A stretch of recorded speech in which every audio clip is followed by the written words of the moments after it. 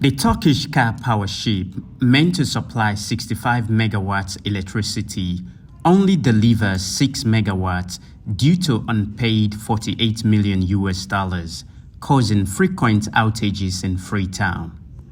The Chief Minister, Dr. David Sengeh, acknowledged government debt, but also citizens' responsibility.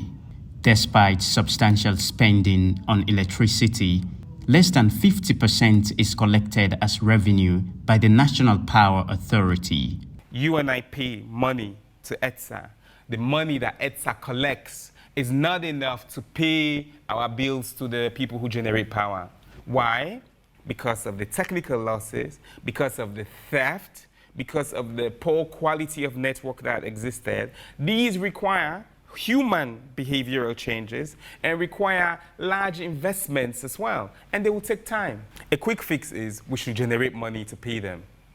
So the question is, can we, as a country, do we have 48 million to quickly take out of the budgets to pay people? No, we don't. And while government is looking to bring in more resources, there is the politics of it where people jeopardize and destroy. It's human complexity, not to excuse. I am speaking to you the reality. Maybe people don't like to discuss the reality. Not to excuse. It's the reality. And yes, we're working hard to solve it.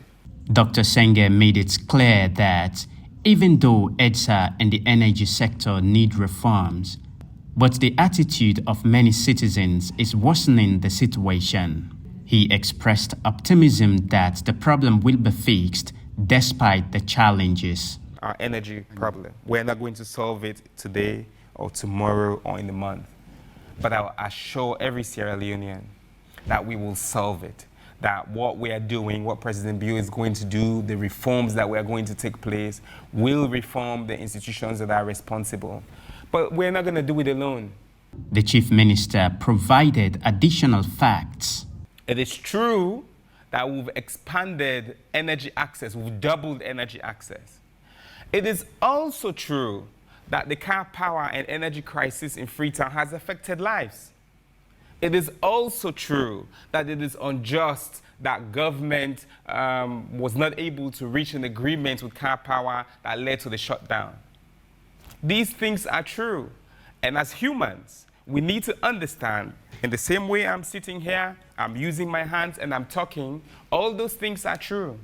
Every money that government spends on security to protect a transformer, every money that government spends on sending people who are supposed to be thinking about strategy for go begin look you meter, for go do something, every money the government spends on those inefficiencies and theft is money that could have been invested into the sector. That's why we're where we are.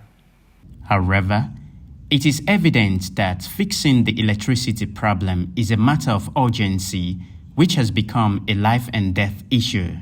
Dr. Geraldine George, an obstetrician gynecologist at PCMH, commonly referred to as Cottage, reported in her article circulating on social media that the hospital was without electricity for 11 hours, mostly during the night.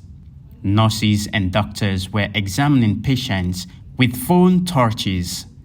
Patients requiring oxygen did not receive it, and babies in need of oxygen in their mothers' wombs did not receive it as well, leading to the loss of a baby immediately after surgery due to distress before delivery. Salifu Charana Kamar, AWAV News.